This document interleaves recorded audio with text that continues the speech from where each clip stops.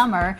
The big question is foxtails, how to prevent your dogs from, or cats for that matter, dealing with foxtails, the prevention and then treatment methods. This morning we have Dr. Kelly Weaver from Fresno Pet Yard joining us this morning. So nice to see you. Good morning. Thanks for being here. And then we have your dog Jack, who's wearing his no-no jersey here. This is his tribute to Timmy's no-no last night. Very nice. So. Of course, the Fresno Pet Yard, big supporters of the Giants and of the Fresno Grizzlies, so we're supporting that. But we also want to support our dogs staying safe from these foxtails. Absolutely, absolutely. This has been a really bad foxtail season. It's been so dry, so it started even earlier. Okay. Yeah. And I had a client in last week that had like her third foxtail run of the year already, and you know, you're like, oh, just don't walk in those areas. And she said, no, my property up at Shaver, I've got to go through an easement that's owned by another company that I can't control, and to get down to the lake, it's the only way I can do it. So, we talked about other ways that you can, when you come back from a walk,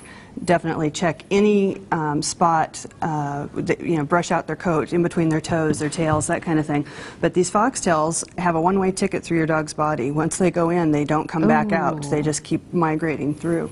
And they like any kind of orifice, so we see them mostly eyes, ears, nose, and genitals, any opening there is, and definitely between the toes. Yeah, because they're kind of shaped like an arrow, so they go in, they just kind of work their way.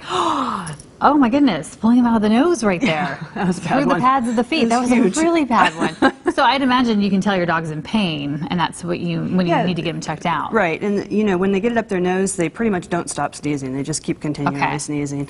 Dr. Dobbins took some out of the lungs of a dog last year that had been in for over a year. Wow. All kinds of tests had been done and things by his regular vet to try and find out what was going on. And then he finally went down there with the scope and pulled them out for him. But so they can hang out for a long time. Okay, so if we can't avoid taking our dogs for a walk in the foxtails, there's a new product out. Yeah, it's actually been out for a couple of years, but it hasn't been into the mainstream. It's made by a company called Outfox, and it's a little bit of a beekeeper's kind of mask that we'll let Jack demo here.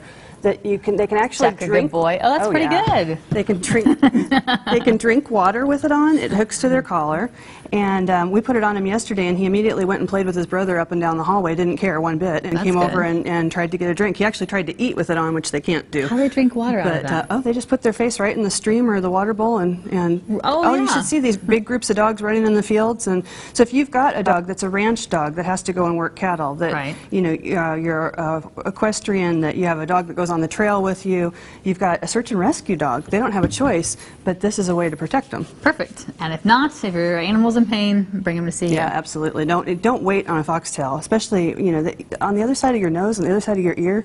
It's your brain. It's your brain. So don't mess around with it. All right, Dr. Weaver, thanks so much for joining us. If you want to know more